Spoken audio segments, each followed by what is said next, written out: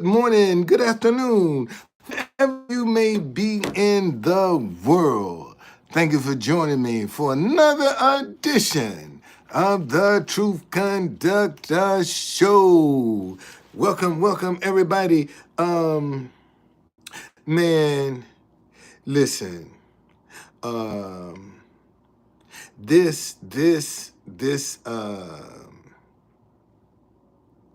this press conference today about taking over DC, man, that's a joke.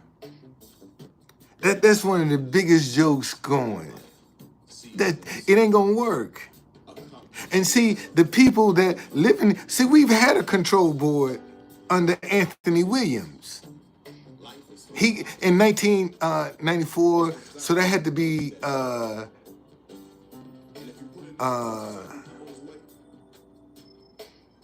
98. You know, we had a control board. We had a control board under Anthony Williams. So and everybody in DC know that you're only gonna start getting things done when it start happening to white people. When crime start happening to white people, that's when they gonna do something about it. But as long as black folk are killing other black folk, they don't care nothing about that. It's only when they cross over and start affecting white people, then they gonna have a problem with it. Then they gonna start addressing it, having a solution. But after a while, it's gonna go back to business as usual. That's exactly what's gonna happen. It's gonna be business as usual. Ain't nothing gonna change, y'all. Nothing gonna change.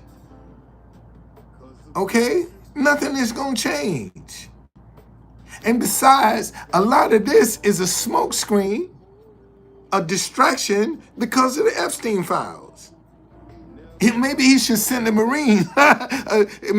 Maybe he should send the National Guard and Homeland Security to go get the Epstein files. See, that's what they trying to bury, the Epstein file story. And they do that by demonizing black folk. It's just that simple. What's going on, Vision? Thank you for joining me. That's it. That's exactly what's going on. I'm telling y'all. I'm telling you. So you can get caught up in that if you want to, but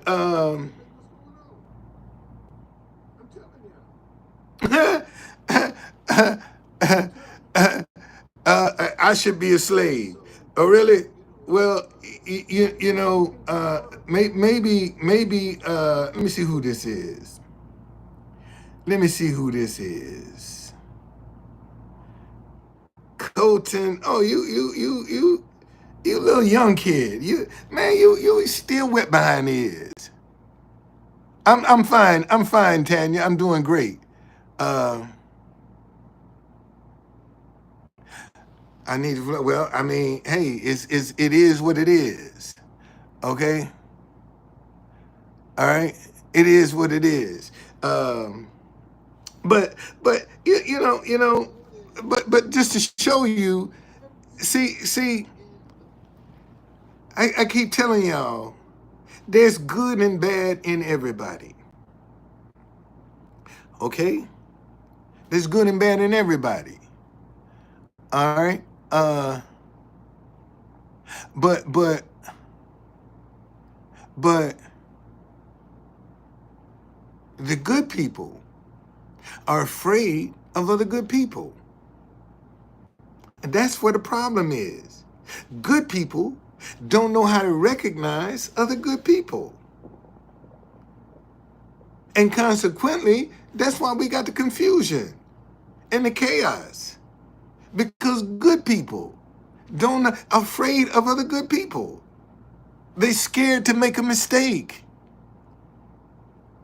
And that's why, and if you're afraid to make a mistake, then you'll never learn. Okay? You'll never learn. Stop being afraid, man. There are some good people in the world.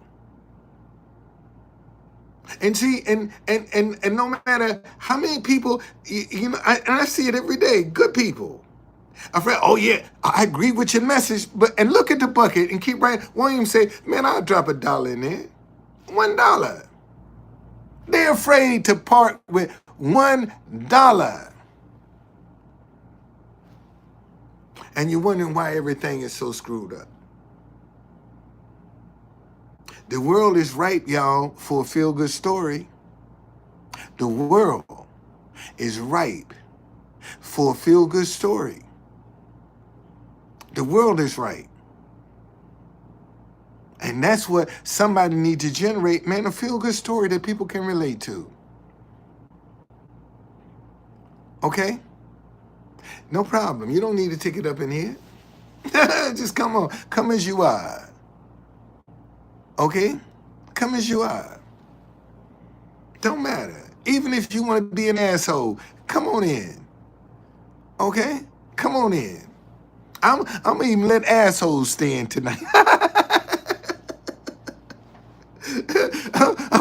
I'm gonna let the assholes stay in here tonight.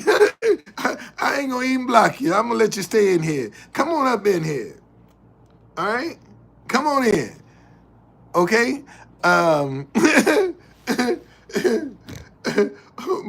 But no, seriously, man. If good people would just stop being afraid of other good folk, man, we could stop this madness overnight. We really could. And but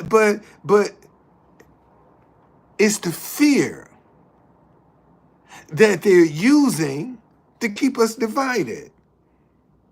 That's by design, to make you afraid of other people, to keep the tension, to keep control. Because as long as they can keep you scared, they can control you. Let me say that again. As long as they can keep you scared, you can be controlled. They're going to control you with fear and still be manipulating you. See, and then you only trust them. The very ones that are making you afraid are the ones that you trust in. That's where the problem is. We're trusting the wrong people. And we don't see that. And you can talk to you blue in the face, man. And folk, they are divided. But it's by design. And we all paying the same high prices for food, gas, and medicine. But we're scared of each other. We all paying the same high prices, still making the rich richer, but we're scared of each other. We don't want to talk. We don't want to trust each other. We don't want to deal with each other. But we're still making the rich richer. Okay? And that's where the problem is. That's exactly where the problem is. So you can, I can talk till I'm blue in the face, man. 5 years I've been at this message right here. 5 years. Don't even seem like it. I don't know where that 5 years went to. That I've been out here with this message 5 years trying to get some traction. Everybody agree with it, but it can't get no traction. Why is that? Everybody agree with the message, but why is that?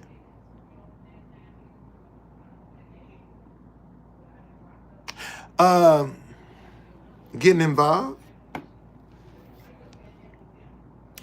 Who is this? Fupa Lord say, how can we go about fixing these issues? Getting involved.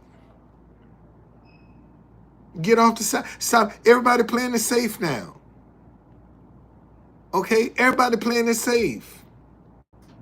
Everybody sitting on the sidelines, waiting for somebody else to do it. And then when somebody get the courage to tell them, why you got, what you up to? What's your motive? What you trying to do? Just trying to bring people together. I'm a loner. I don't work well with other around a whole bunch of people. I've always been a loner. Okay? Always been a loner. And people like, well, who's the truth conductor? It's me. It's my brand. It's my idea. Who the money gonna benefit? It's me. It's my idea. It's my idea. It's gonna benefit me. How come I can't benefit from my own idea? Just like you this idea probably came to you and you ignored it. But when it came to me, I'm like, oh man, that's it. That's the answer. Stop hating each other because you disagree. Because somewhere along the way, we've gotten hate and disagreement to mean the same, and they don't. And right now, you can have a disagreement with a person, and the first thing they're gonna say, "Why are you hating on me?" Man, look at how many companies right now that productivity is at an all-time low because you got employees that don't like each other, that disagree, hating each other, working on the same job.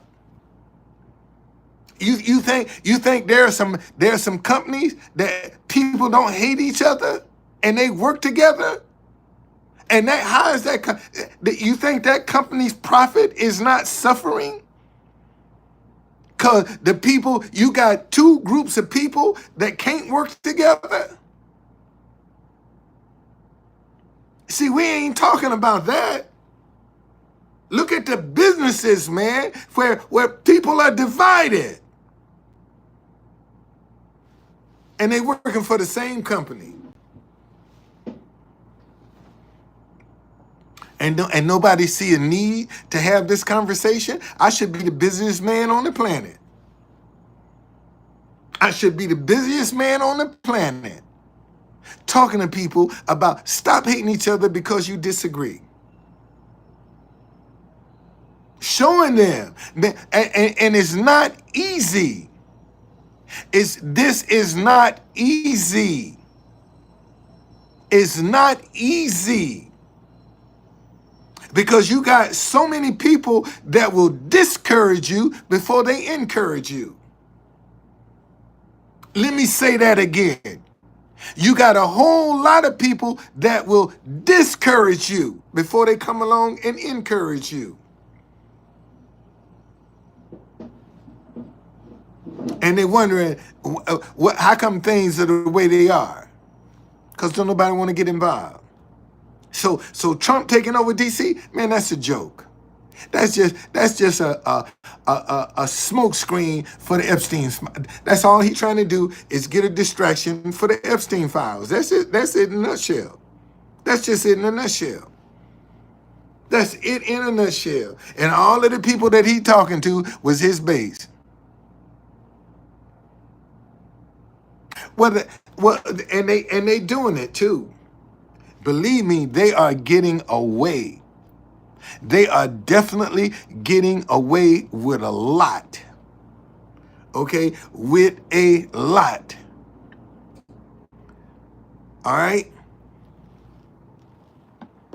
But why don't he send the National Guard to go get them files?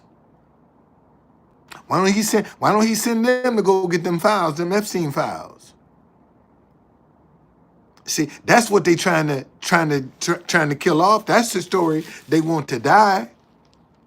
They want that Epstein story to just die out. And this is one of the way they doing it. Create a something that's really not true. That's not happening. Because this DC is not as bad. If it was as bad as you say that, how come you didn't do something in January when you came in office? Or February? Or March? Or April? Why you didn't do something then about crime?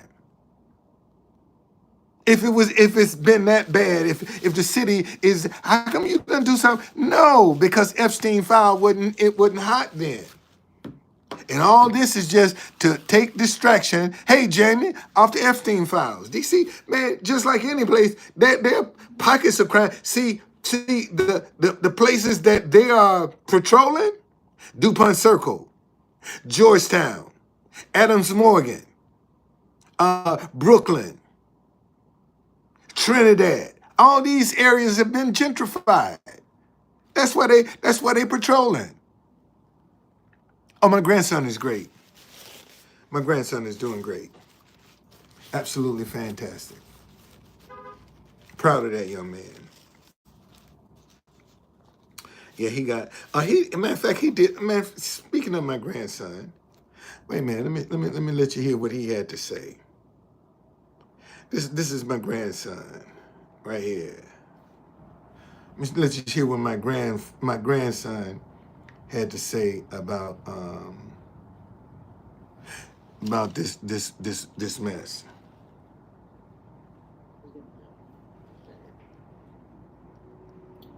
I've been keeping up with the news, as I'm sure the rest of you guys have been, and I just bore witness to the president claiming that he's going to take control of DC's crime problem. Now, as a native Washingtonian who has lived here, been raised here, educated by DC public schools, I find it highly offensive to watch a man who is so cowardly behind his podium talk about a city that he has no notion about. I don't like being up here talking about how unsafe and how dirty and disgusting this once beautiful capital was, with graffiti all over the walls. It's another part of it, by the way. He talks about making crime a thing of the past when all he has brought is violence to the doorsteps of many people who inhabit this city. He claims that he wants to invoke a sense of peace when the only thing we've seen is our capital get raided. He talks about the city as if we have no culture, as if we don't produce beautiful, beautiful works and minds that go on and influence the rest of the world. And it sickens me to see that sentiment just be shared across the board. I've been trying to wrap my head around how someone so incompetent, someone so politically, emotionally, physically, and all around just illiterate, make big claims and try and make big changes to a city that has been well okay without them here. And the evidence shows. The city still grieves January 6th when we watched our city go from a symbol of hope to a symbol of despair, only in the span of minutes, to abuse the citizens that reside in this city, to talk about our youth like they're criminals, say that they are beyond rehabilitation. I do not believe in rehabilitation. It's truly an insult to everything that we have built. The brilliant minds that go to Duke Ellington School of the Arts, Eastern High School, Benjamin Banneker School Without Walls, it is an insult to hear them even just talk about our youth. I see too much violent crime being committed by young punks who think that they can get together in gangs and crews and beat the hell out of you. I can't touch you if you're 14, 15, 16, 17 years old and you have a gun. It's a circus. I don't know what's next, and I don't claim to have the answers to try and offer to you to say that this is what we're going to do. All I can promise is that we're going to try and fight, and we're going to fight like hell. Peace and blessings. That's my grandson. That's my grandson right there. Okay? That's my grandson, the trumpet player. That's him. Okay? So you know, I mean, see, you ain't trying to promote nothing positive. I sit down in front of that White House, the front door of that White House every day with this sign. And I know they know I'm out there. Okay? Brandon talking about he's draining the swamp. Man, they ain't draining no swamp. They ain't draining no swamp, man. You ain't gonna, listen, all that draining, that's some bullshit just to get you all hyped up. They are the swamp. They are the swamp. They ain't draining nothing. they coming in, they coming in trying to get more, take over the swamp. They ain't draining it, they taking it over. But you don't see that. Okay? But you know, we got, but this is gonna open up a door for a whole lot of other stuff. That's what it's gonna do. See, I keep telling y'all, Trump is gonna do more for black people in reverse than he will going forward. Just like George Wallace. George Wallace did more for black people in reverse in Alabama. The whole country, as a matter of fact, George Wallace did more for black folk in reverse than he did going forward.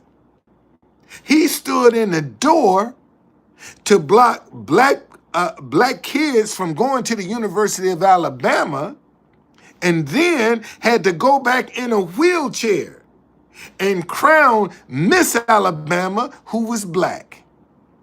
See, when he got shot, he was still governor. He was in a wheelchair.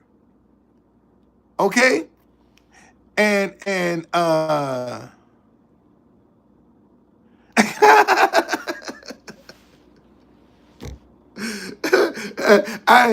I can't, Andrew, I ain't gonna put that out there because somebody be like, oh, there you go. But hey, it is what it is. oh, boy. I'm telling you, Lord have mercy. Let me hide that one. Let me hide that one.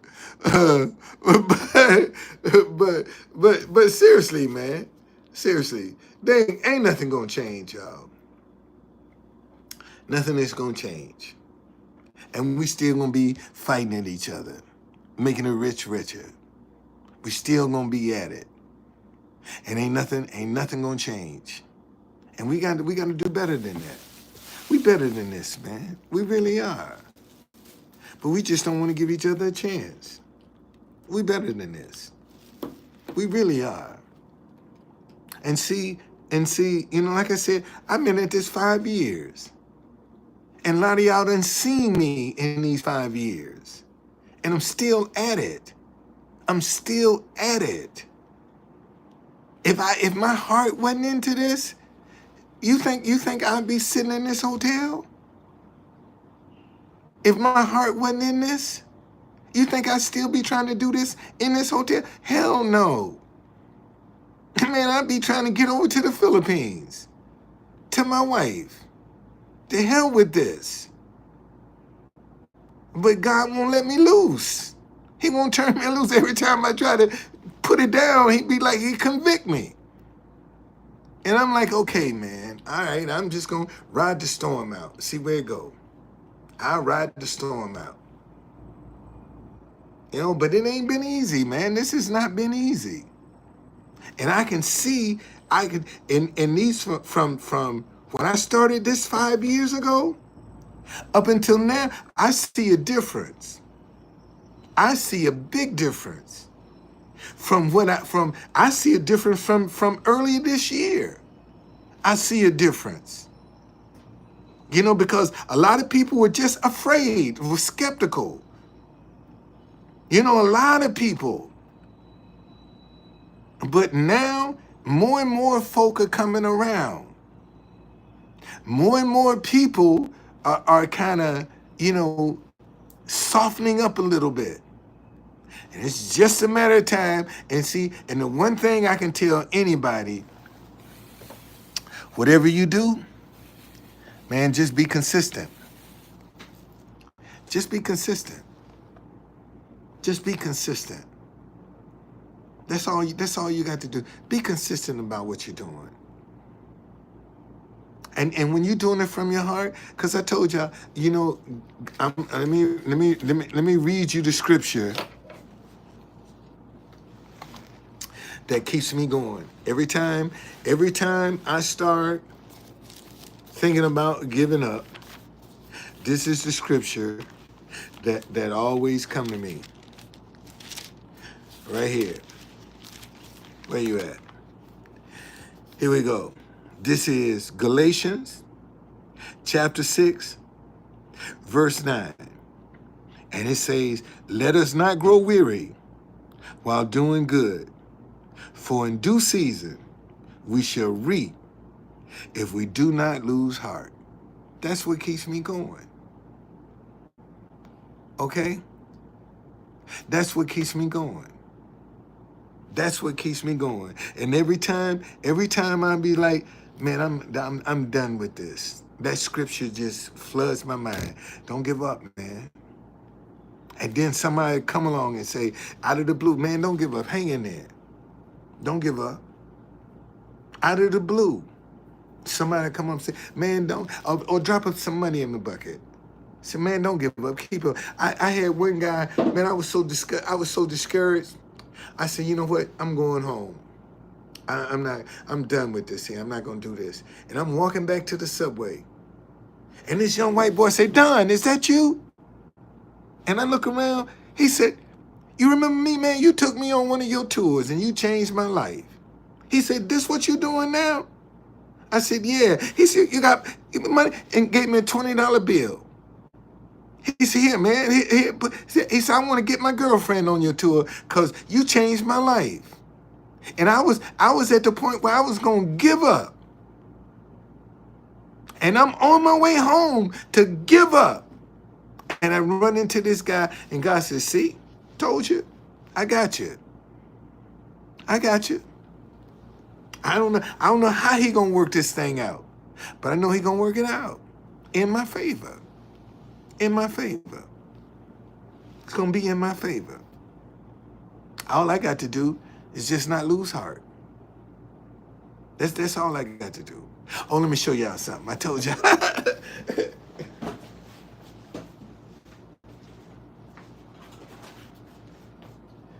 I told y'all, I make my own starch now for my shirt. Man, look how stiff my shirt is. It's not dry. Look, I make my own starch now for my shirts. I make my own starch. You know, starch just got too expensive. They talking about they want 70 something. Man, screw you. I ain't giving you no $70 for no starch. You crazy. You crazy. I'll come out here and make my own. I finally got the perfection of it, boy. Make my own starch. Make my own starch. I'm not paying all that money. No, I make my own starch first. That's what I'll do. But anyway, don't worry, man. Don't be upset and don't be discouraged. Keep doing the right thing. Keep being right by people. Keep doing right by people. It'll come back to you. And the adversity that you're going through is just a test. Yeah, it says, be careful how you treat a stranger. Matter of fact, let me get that. Let me get that. I'm gonna get that scripture. Hold on.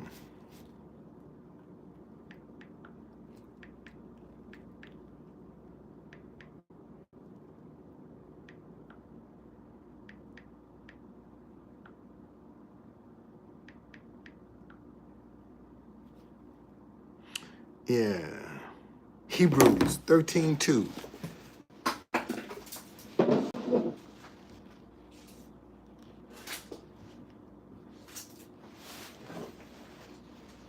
Hebrews 13:2.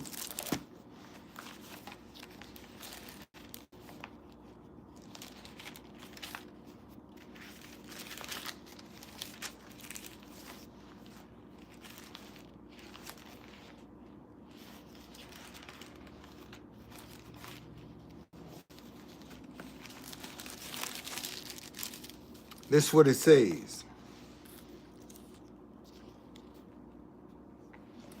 I'm going to start from verse 1. Let brotherly love continue. Do not forget to entertain strangers. For by doing so, some have unwittingly entertained angels.